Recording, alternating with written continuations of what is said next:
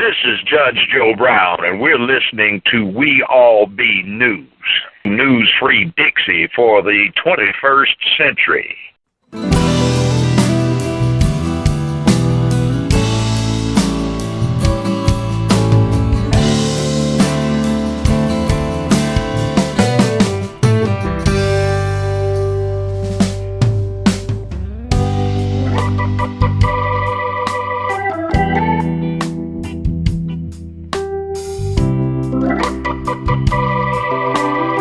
Civil War really about slavery or economics? Was it really most about economics?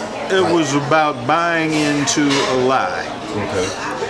See, redneck is an interesting term. Mm-hmm. It has nothing to do with being out in the sun. It's got to do with Scots-Irish who came from England wearing red scarves because of the Protestant Reformation. In England at the time there were Catholics, Episcopalians, and Presbyterians.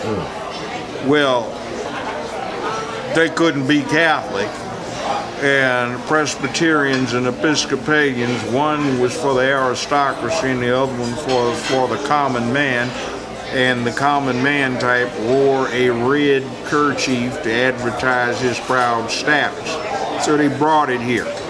So the aristocracy came in, set up the plantations, ran things, made the money.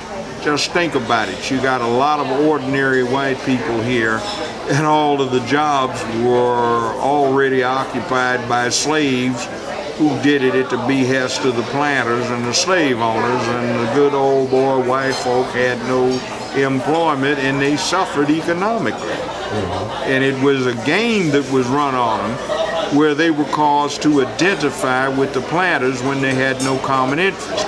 Machiavelli, in his book, The Prince, he was brown-nosing to one of the Medicis, said, "O Prince, know that you can oppress your subjects greatly if you give them a chance, however slight, of becoming part of your oppressing class." So all of these Southerners at the time that we call good old boys, rednecks, poor white trash, whatever, they had a fantasy about someday becoming part of the aristocratic planter class in the South. You still see that today, and it's a shame. Well, what about the fact that you had Jewish people fighting the Confederacy? Like the vice president was Judah P. Benjamin, the first Jewish U.S. senator, but also, you know, he was, I guess, Secretary of State for them. Then, like, what about the fact that he had 3,700 black folks that owned slaves as well? It was also part of the Confederacy. And even Native Americans that owned slaves that fought with the Confederacy. Well, the Cherokee served in many a Confederate Army unit, integrated into it with no distinction. They owned slaves because they were supposed to be familiar with the forest and the field. Mm-hmm. They constituted a large percentage of the slave catchers, whereas the Choctaw, Chickasaw, Creek, and Seminole were more receptive to taking slaves in. You did have some blacks that owned the slaves, but a question arises as to what is black. Like this woman that the NAACP wanted to castigate or had as one of their chairmen who they claimed falsely was stating she was a black woman. Well, she is a black woman because the truth of the matter is most of the average white people in this country have a lot of black genes in them. They just don't know it or don't want to know about it. You have three sources. One, the Roman legions pulled out of England in 410 AD. The last several legions that they had in England were from the Sudan. They were black Africans.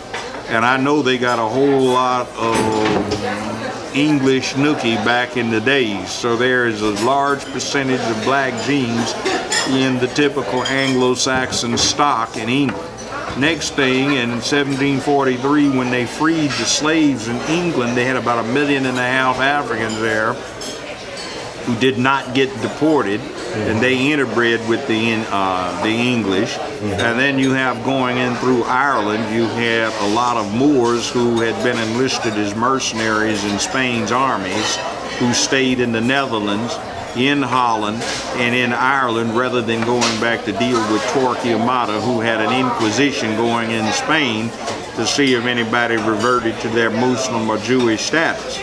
So a lot of Scotch-Irish have a high percentage of black genes in them, so the basic root stock for the good old boys in the South, if you did a DNA analysis of them, would show a lot of black genes. And then when you get into the Jewish thing, well, unless they're wearing a hamalka,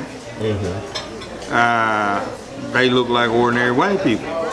So you are what you appear to be in this country. There was a thing back in the 30s and in the 20s where in the South, where the Southerner usually gave the benefit of the doubt to someone, even if they slightly appeared black. If they looked white otherwise, they were white.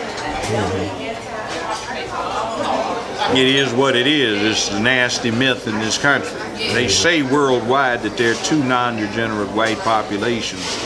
In Russia because of the influx of Mongol genes, and in America because of the influx of African genes.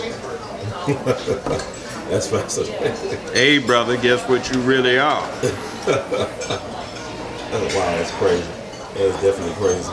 So, you think that Rachel Dolezal was wrong then? Was she right to call herself African American? Why not? See, there's another thing. Every single former member of the Confederacy had laws on the books until the 1930s, just like Tennessee did, where you could be declared Caucasian by court order if you had no more than a certain known percentage of black ancestry. You see, a lot of the rich Southern planters were getting ready to die, and all of their legitimate sons had been killed in the Civil War. So they had sons by their slave mistresses, like Robert Church here in Memphis. Like, we get Boss Crump coming to Memphis because Robert Church's father was the richest planter in Mississippi. So he hired a smart white kid named Crump, who became Boss Crump, to come here to protect his colored son's financial interest. So in Tennessee, it was if you had no more than 1/8 known colored ancestry, you could apply to a chancellor to be declared Caucasian, and you needed 2 white character witnesses to speak for you. Louisiana was 1/16. Mississippi, it was as much as 1/4. So every single state that had been a member of the Confederacy had those laws on the books. So there are a lot of colored people that got declared to be officially white. You know,